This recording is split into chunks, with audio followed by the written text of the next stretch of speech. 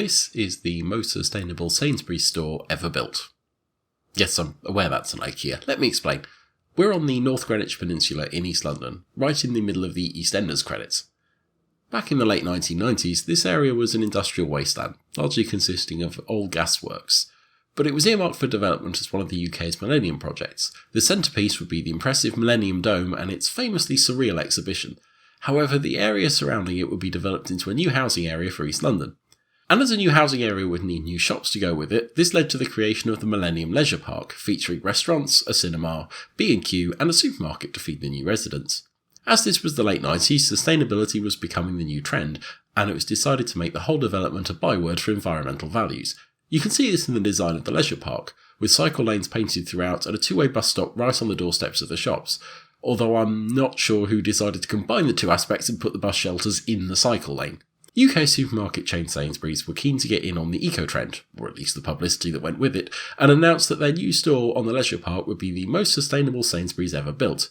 The design by Chetwood architects maximised natural light, incorporated passive ventilation, and utilised a large earth bank for insulation.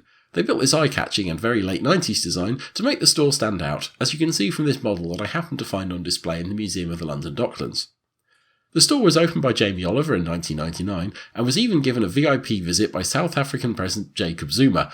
At the time, Buildings magazine praised the store, saying, "In appearance as well as sustainable design, the new building breaks with the dismal supermarket tradition of large rectangular, artificially lit sheds." Flash forward to the 2010s, the Millennium Dome is now the O2 Arena, and Sainsbury's decided they wanted a larger store. So, to honour the building's lofty ambitions of sustainability, they built a large rectangular artificially lit shed at another retail park 600 metres away and moved there in 2015. This left the eco-store empty and in need of a new tenant.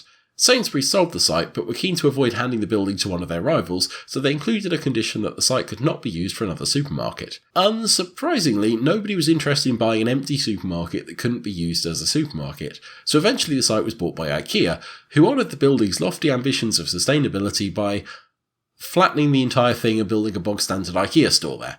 Though they do claim the new building is the most sustainable IKEA ever built, with rainwater harvesting, geothermal heating and solar power. So that's the end of the sustainable Sainsbury's. However, if you're a fan of late 90s architecture, you'll be pleased to know that one part of the Sainsbury's building does survive.